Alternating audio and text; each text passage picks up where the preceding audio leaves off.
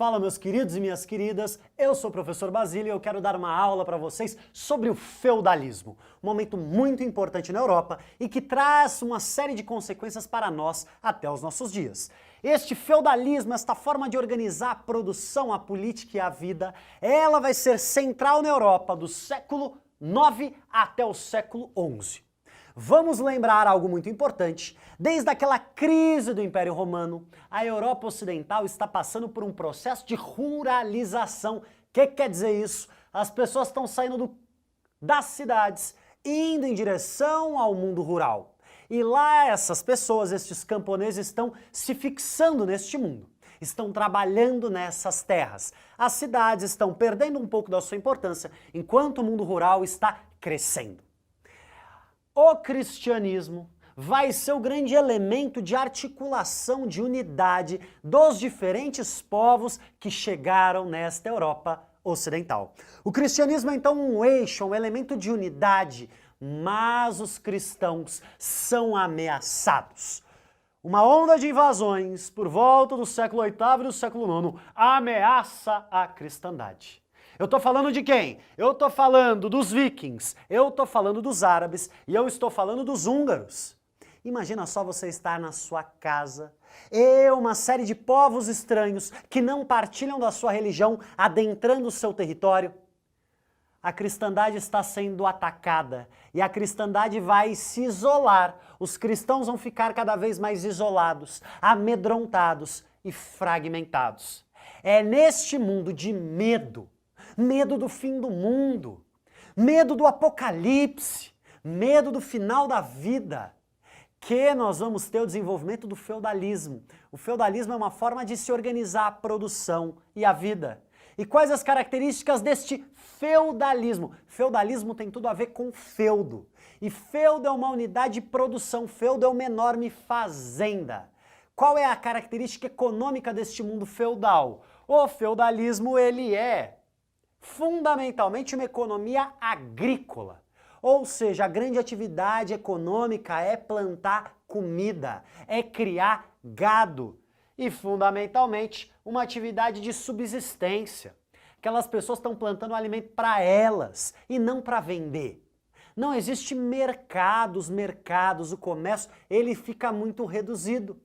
É uma atividade de subsistência, as pessoas plantam para se alimentar. Outra característica muito importante, nós temos uma grande fragmentação política. Neste mundo medieval, neste mundo feudal, não existe um rei que manda em todo o território.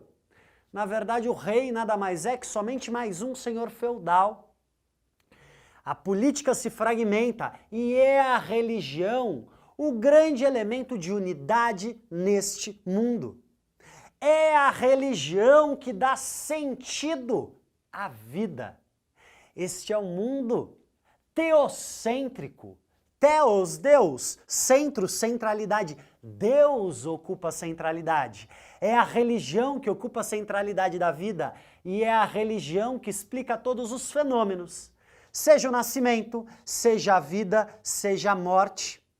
O mundo medieval, o mundo do feudalismo é um mundo fortemente religioso. É um mundo do mágico. É um mundo que os fenômenos da natureza são explicados de forma mágica. Chove, a colheita dá certo ou dá errado, o sol nasce ou o sol desaparece como um fenômeno religioso. As pessoas associam aqueles fenômenos naturais a uma manifestação religiosa. É neste mundo que as pessoas vão ver em diversos eventos manifestações mágicas. Sejam anjos que vêm para proteger, sejam demônios que vêm para assustar. Existe uma forte carga do mágico, uma forte carga da imaginação. Este é um mundo em que a racionalidade e a ciência não tem um lugar muito forte, mas é fundamentalmente uma expressão dos sentimentos, é fundamentalmente uma expressão da imaginação e, além de tudo, uma expressão do medo. É uma sociedade marcada por um medo constante das invasões. E são essas características que vão estruturar esta sociedade. Nós temos, nesta sociedade feudal, um mundo profundamente hierarquizado. Nós temos 3 ordens, 3 tipos de pessoas. Pelo menos é assim que o mundo é explicado naqueles dias. E que ordens são essas? Segundo a igreja, que é a grande autoridade, a grande instituição, aquela que diz o que é certo e o que é errado, Deus havia criado 3 ordens. A primeira dessas ordens, olha só aqui, o clero, os religiosos, aqueles que intercedem perante Deus para proteger os cristãos. O clero ocuparia o topo. O clero tem o monopólio da verdade, o clero tem o monopólio da leitura e da escrita. São praticamente os únicos que sabem ler e escrever. E abaixo do clero, quem é que nós temos? Nós temos os nobres guerreiros. E o que clero e nobreza têm em comum? Ambos são proprietários, ambos são donos de terras. Estes nobres guerreiros teriam uma função dada por Deus, qual é? Proteger o povo de Deus, proteger os cristãos. Perceba só, está havendo uma desigualdade social, mas que é apresentada como uma vontade de Deus. E além do clero e da nobreza, quem é que nós teríamos? Nós teríamos o restante da população, os camponeses, cuja função neste mundo seria trabalhar.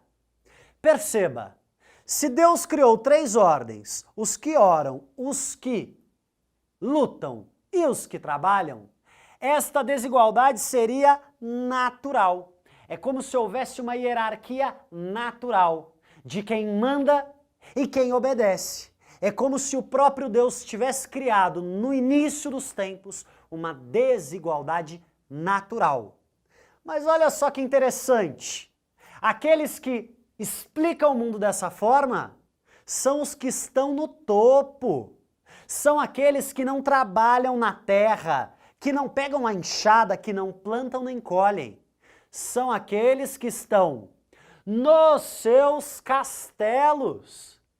E deixa eu contar uma coisa para vocês. O castelo no mundo feudal não é este belo castelo dos contos de fada. A função do castelo é ser uma fortificação militar, porque este é o mundo do medo, este é o mundo de constantes ameaças. O castelo serve então para proteger a cristandade. Mas olha que interessante, existe uma naturalização das desigualdades. E quem justifica estas desigualdades normalmente está no topo da pirâmide social. A relação social fundamental neste mundo medieval é a relação de servidão. Servos são os camponeses que trabalham na terra dos senhores e devem entregar parte de sua produção aos senhores. Essas são as relações fundamentais neste mundo feudal. Um mundo marcado pela religiosidade, um mundo marcado pela desigualdade natural e um mundo marcado fundamentalmente pela religiosidade. A igreja é a grande força moral, ela é a grande força intelectual, é ela que tenta controlar e justificar este mundo medieval. Então, só para a gente recapitular, o que é que nós vimos? Feudalismo é uma forma de se produzir e uma forma de se organizar esta sociedade. E esta forma de produção vai articular tanto a economia de subsistência, quanto uma política fragmentada, quanto uma sociedade hierarquizada. E o grande eixo de articulação e unidade é fundamentalmente a religião. A religião é o grande sentido da vida e da existência neste mundo feudal. Vou dar um tempinho para vocês tirarem uma foto dessa lousa, um bom estudo e forte abraço.